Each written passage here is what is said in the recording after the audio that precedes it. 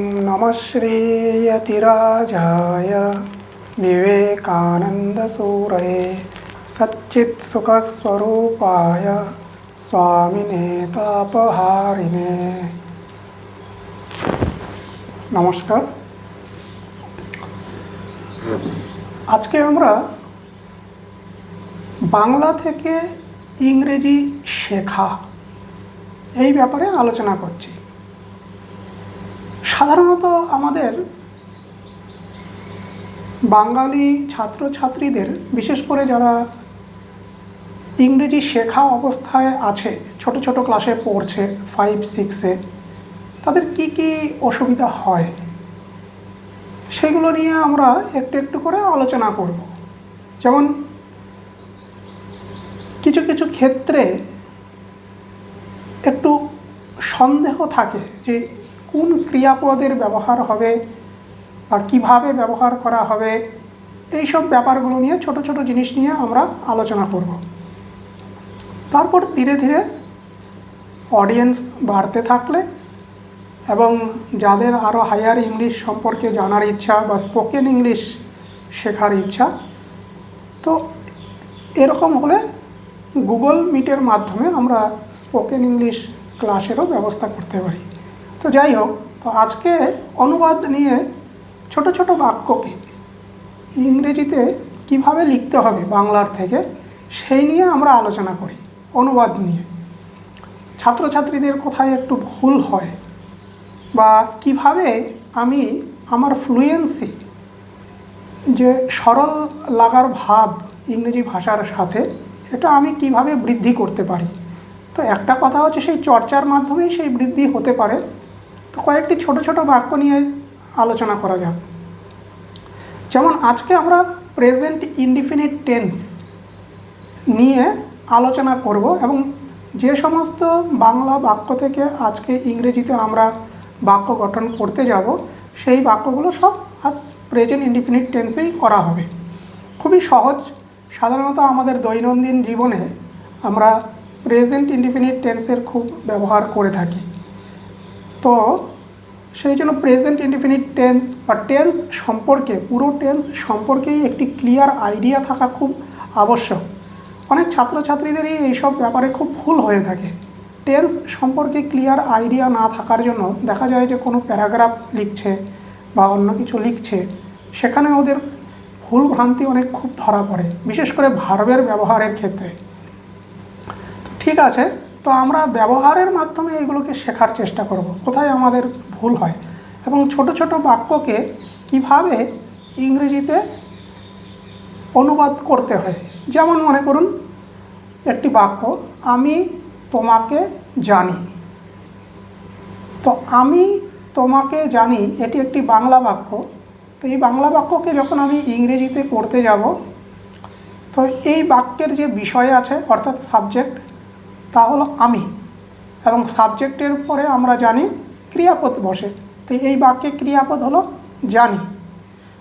তোমাকে, কাকে জানি? তোমাকে, এটা হয়ে গেল অবজেক্ট, অর্থাৎ সাবজেক্ট, তারপর ভার্ব, তারপর অবজেক্ট। তো এইভাবে আমি প্রথমে কোনো একটি বাক্য দেখার পরেতে সেখান থেকে সাবজেক্ট এবং ভার্ব এই দুটোকে আমি প্রথমে খুঁজে নেওয়ার চেষ্টা করব। সাবজেক্টের পরে ভার্বটাকে বসিয়ে দিয়ে বাকিগুলোকে আমি কি, কে, কাকে বা কাহারা এইভাবে প্রশ্ন করে করে বাক্যর থেকে কার পরে কোনটি বসবে ইংরেজিতে সেইগুলোকে বসানোর চেষ্টা করব। যেমন আমি তোমাকে জানি, তাহলে এখানে বিষয় হচ্ছে আমি, আমির ইংরেজি হলো আই, ক্রিয়াপদ হলো জানি, জানার ইংরেজি হলো নো, আই নো। এবার ক্রিয়াপদকে প্রশ্ন করা হোক, কাকে জানি? তোমাকে জানি, তোমাকে ইংরেজি ইউ। তো আই নো ইউ, আমি তোমাকে জানি। ইংরেজিতে অনুবাদ করলে বাংলা বাক্যটিকে, তাহলে কি হয়ে গেল? আই নো ইউ, এটি হয়ে গেল খুবই সরল। সেরকমভাবে তুমি আমাকে জানো, তুমি আমাকে জানো। তো এখানে বিষয় বা সাবজেক্ট হচ্ছে তুমি, অর্থাৎ বিষয় বা সাবজেক্ট মানে কর্তা, কর্তা হচ্ছে তুমি। জানো এটি হচ্ছে ক্রিয়াপদ, তাহলে তুমি আমাকে জানো। যখন আমি এটিকে ইংরেজিতে অনুবাদ করব তাহলে কি হবে, তুমি জানো আমাকে। ইউ জানা ইংরেজি নো, আমাকে ইংরেজি মি। You know me. তো প্রথমটি গেল আমি তোমাকে জানি, আই নো ইউ। দ্বিতীয় বাক্যটি তুমি আমাকে জানো, ইউ নো মি। এইভাবে অনুবাদ হলে এবার আরেকটি বাক্য, সে আমাকে জানে। সে আমাকে জানে, সে ইংরেজি হি। তো সে এখানে কর্তা বা সাবজেক্ট আছে, তারপর ভার্ব হবে নো। হি নোজ মি, আমাকে জানে। মি এটি এখানে অবজেক্ট, হি নোজ মি। তো এখন আপনারা যারা ছাত্ররা শুনছো তারা জানো এখানে নো, নো থেকে নোজ হয়ে গেল, অর্থাৎ এস ভার্বের সাথে বা ক্রিয়াপদের সাথে যুক্ত হয়ে গেল। কেন? কারণ এখানে যে কর্তা আছে সেই কর্তাটি হচ্ছে থার্ড পারসন আছে এবং সিঙ্গুলার নাম্বার আছে। প্রথম যে দুটি বাক্য ছিল এখানে থার্ড পারসন সিঙ্গুলার নাম্বার ছিল না। প্রথম বাক্যটি কী ছিল, আমি তোমাকে জানি, বা আমি এটি কোন পার্সনে আছে, ফার্স্ট পার্সন। তুমি আমাকে জানো, তুমি এটি বাক্যের কর্তা, এটি সেকেন্ড পার্সন। এবং হি এটি থার্ড পার্সন সিঙ্গুলার নাম্বারে আছে। তো থার্ড পার্সন সিঙ্গুলার নাম্বারের ব্যবহার যখন বাক্যে করা হয় তখন আমরা জানি ক্রিয়াপদের সাথে এস বা ইএস যুক্ত করা হয়। এটা তো আমরা সাধারণ ব্যাকরণ থেকে বা সাধারণ ইংলিশ গ্রামার থেকেই জানতে পারি। তো সে আমাকে জানে, তো এর ইংরেজি হয়ে গেল হি নোজ মি। সেরকমভাবে আমি বই পড়ি, তো সাবজেক্ট কি আছে, আমি। ভার্ব কি আছে, পড়ি। তাহলে কিভাবে করতে হবে, আমি পড়ি বই। তো আই পড়া ইংরেজি রিড, আই রিড। বই, বই মানে ধরে নিতে হবে একটি বই, সুতরাং এ বুক। সুতরাং পুরো ইংরেজিতে অনুবাদ হলো I read a book, I read a book. সেরকমই তুমি বই পড়ো। তো এখানে কর্তা তুমি, ক্রিয়াপদ পড়ো। ক্রিয়াপদকে এবার যদি প্রশ্ন করি কি পড়ো, বই পড়ো, তাহলে অবজেক্ট বা কর্ম পাওয়া যাচ্ছে। তাহলে কি ইংরেজি হবে, you read a book, you read a book. তারপরের বাক্য, সে বই পড়ে। আবার সে, তো সে এখানে কর্তা যিনি কাজটি করছেন, তো থার্ড পার্সনে আছে এবং সিঙ্গুলার নাম্বারে আছে। ক্রিয়াপদ পড়ে আছে, তার মানে সে পড়ে, কি পড়ে, একটি বই। এভাবে আমাকে ইংরেজিতে লিখতে হবে। তো হি পড়া রিডস, তো থার্ড পার্সন সিঙ্গুলার নাম্বার এবং প্রেজেন্ট টেন্স আছে। তো এই রকম ব্যবহার যখন হয় তখন ক্রিয়াপদের সাথে এস যুক্ত হবে। He reads a book, he reads a বুক, সে বই পড়ে। তদ্রূপভাবে আমরা প্রতিদিন বিদ্যালয়ে যাই। আগের বাক্যগুলোর থেকে এটি একটু বড় বাক্য, কিন্তু খুবই সহজ। যত বড় বাক্যই থাকুক না কেন, আমার ইংরেজিতে অনুবাদ করার সময় সেই বাংলা বাক্যটি থেকে প্রথমে আমাকে বিষয়কে খুঁজে নিতে হবে। বিষয়কে খুঁজে নেবার পরে ক্রিয়াপদ কোনটি সেটিকে খুঁজে নিতে হবে। বিষয় মানে কর্তা, কর্তাকে খুঁজে নিতে হবে। কর্তাকে খুঁজে, সাবজেক্টকে খুঁজে নিতে হবে। নেবার পরে ক্রিয়াপদকে খুঁজে নিতে হবে। তারপর ক্রিয়াপদকে প্রশ্ন করে আমাকে কর্ম বসাতে হবে। তো আমরা প্রতিদিন বিদ্যালয়ে যাই। আমরা ইংরেজি উই, বাক্যের কর্তা। তারপর ক্রিয়াপদ আছে যাই, যাই ইংরেজি গো, উই গো, কোথায় যাই, বিদ্যালয়ে যাই, টু স্কুল। তো পুরো বাক্য কি হলো, উই গো টু স্কুল। সেরকমই তোমরা প্রতিদিন বিদ্যালয়ে যাও। তো একই রকম, শুধু সাবজেক্ট বা কর্তার ক্ষেত্রে পরিবর্তন। তো তোমরা যাও বিদ্যালয়ে। ও হ্যাঁ, আগের বাক্যটি যেটি হয়ে গেল ওখানে প্রতিদিন বলে একটি শব্দ ছিল। তো উই গো টু স্কুল, প্রতিদিন ইংরেজি হলো everyday. Everyday, we go to school everyday. সেরকমই তোমরা প্রতিদিন বিদ্যালয়ে যাও, তাহলে তোমরা যাও।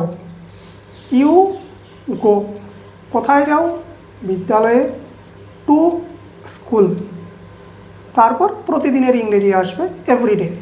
সুতরাং পূর্ণ বাক্য কী হয়ে গেল, you go to school everyday, তোমরা প্রতিদিন বিদ্যালয়ে যাও।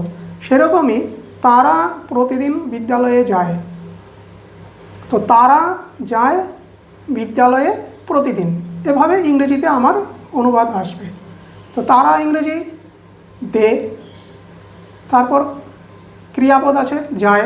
তো দে গো, কোথায় যায়, বিদ্যালয়ে যায়, টু স্কুল।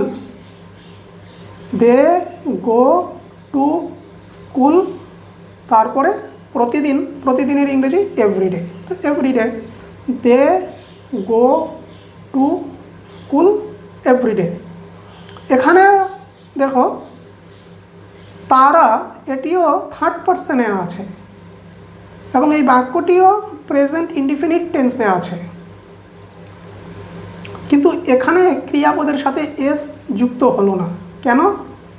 কেন এই যে কর্তা, এটি সিঙ্গুলার নাম্বারে নেই, অর্থাৎ একজনকে বোঝাচ্ছে না, একজনের বেশিকে বোঝাচ্ছে। সুতরাং এটি প্লুরাল নাম্বারে আছে। প্লুরাল নাম্বারে থাকার জন্য ক্রিয়াপদ যে যায় আছে, যায় এর সাথে এস যুক্ত হলো না। দে গো টু স্কুল এভরিডে। এবার মনে করা যাক এই বাক্যটিকে আমি আর একটু বাড়িয়ে লিখব। একটি বাক্য যখন একটু বড় হয়ে যায় আমরা একটু ভয়গ্রস্ত হয়ে যাই, কিন্তু ভয় পাওয়ার কিছু নেই। বাক্য থেকে প্রথমে কর্তা, কর্তার পরে ক্রিয়াপদ, ক্রিয়াপদের পরে ক্রিয়াপদকে কি, কে বা কাহারা দিয়ে প্রশ্ন করলে অবজেক্ট, এইভাবে যা পাওয়া যায় সেইগুলোর ইংরেজিগুলো পরপর বসিয়ে দিলেই একটি বাক্য হয়ে যায় বা অনুবাদ হয়ে যায়। যেমন প্রথমে আমরা প্রতিদিন বিদ্যালয়ে যাই, এই বাক্যটির ইংরেজি ছিল আমরা যাই, উই গো টু স্কুল প্রতিদিন এভরিডে। এখন এই বাক্যটির সাথে যোগ করে দিচ্ছি আমরা প্রতিদিন 10টার সময় বিদ্যালয়ে যাই। তাহলে আমরা প্রতিদিন বিদ্যালয়ে যাই, এই বাক্যটুকুর ইংরেজি আমরা জানি we go to school everyday. এবার কখন বিদ্যালয়ে যাই, 10টার সময়। তাহলে 10টার সময় ইংরেজি কী হবে, অ্যাট, সময়ের আগে অ্যাট এই প্রিপোজিশন বসাতে হয়, 10 o'clock। We go to school everyday at 10 o'clock। এভাবে হয়ে গেল। এবার এই বাক্যটিকে আরও বড় করা যেতে পারে, আমরা প্রতিদিন বিদ্যালয়ে যাই 10টার সময় আমাদের বন্ধুদের সাথে। তা আমাদের বন্ধুদের সাথে, এটি একটু বেড়ে গেল, বাক্য বড় বাক্য হয়ে গেল, কিন্তু ভয় পাওয়ার কারণ নেই। কেন? একই পদ্ধতি। তো we go to school everyday at 10 o'clock। Clock 10টার সময় কাদের সাথে? আমাদের বন্ধুদের সাথে। সাথে ইংরেজি এখানে হবে উইথ, আমাদের বন্ধু, আমাদের বন্ধুদের এখানে প্লুরাল হবে, তো উইথ আওয়ার ফ্রেন্ডস। তো পূর্ণ বাক্য কি হলো? We go to school everyday at 10 o'clock with our friends. তো ছোট বাক্যর থেকে বড় বাক্য যখন হয়ে যাচ্ছে সেটি দেখে ভয়গ্রস্ত হবার কিছু নেই, একটু ভেবেচিন্তে করলে সেই বাক্যটির অনুবাদ হয়ে যায়। তো এইভাবে আমরা যখন একটি ক্রিয়াপদকে বারবার বাক্যে ব্যবহার করি তখন কি হবে? সেই ক্রিয়াপদের ব্যবহার সম্পর্কে আমাদের যথেষ্ট জ্ঞান হয়ে যায় এবং ধীরে ধীরে সেই ক্রিয়াপদের ব্যবহার আমাদের কাছে সহজ হয়ে যায়। তো আজকে যেমন নো, KNOW, নো মানে জানা, রিড, রিড মানে পড়া, এবং যাই, যাই এর ইংরেজি হলো গো। তো এই তিনটি ক্রিয়াপদের ব্যবহার আমরা তিনটি পার্সনেই, অর্থাৎ প্রথম পুরুষ, মধ্যম পুরুষ এবং উত্তম পুরুষ, তিনটি পার্সনেই আমরা দেখে নিলাম। ফার্স্ট পার্সন, সেকেন্ড পার্সন এবং থার্ড পার্সন, তিনটিতেই আমরা দেখে নিলাম। হ্যাঁ, আই এটি প্রথম পুরুষ নয়, আই এটি উত্তম পুরুষ বলা হয় ইংরেজি ভাষায়। আইকে উত্তম পুরুষ, একটু আগে হয়তো প্রথম পুরুষ বলে ফেললাম, এটাকে বলা হয় ইংরেজিতে উত্তম পুরুষে, প্রথম পুরুষ থার্ড পার্সনে। সংস্কৃত ভাষার সাথে একটু মিল এই ক্ষেত্রে দেখতে পাওয়া যাচ্ছে। তো এইভাবে আমরা বাংলা বাক্যকে ইংরেজিতে অনুবাদ করে ফেলতে পারি। তো খুবই সহজ, কঠিন কিছু নয়। তো ধীরে ধীরে ধীরে ধীরে আমরা আরও অন্যান্য টেন্সগুলো সম্পর্কেও জেনে নিব। সুতরাং আজকে আমরা যে অনুবাদ কয়েকটি শিখলাম এটি হলো প্রেজেন্ট ইনডিফিনিট টেন্সের। এরপরে প্রেজেন্ট কন্টিনিউয়াস টেন্স, এটা আমরা পরবর্তী ক্লাসে দেখে নিব। তো প্রেজেন্ট ইনডিফিনিট টেন্স, তারপর প্রেজেন্ট কন্টিনিউয়াস টেন্স। টেন্সের ব্যবহার সম্পর্কে যখন আমরা অবগত হয়ে যাব তখন আমরা দেখব যে সরল হয়ে যাচ্ছে ভাষা, খুব কঠিন নয়। ওম শান্তি শান্তি শান্তি, হরি ওম।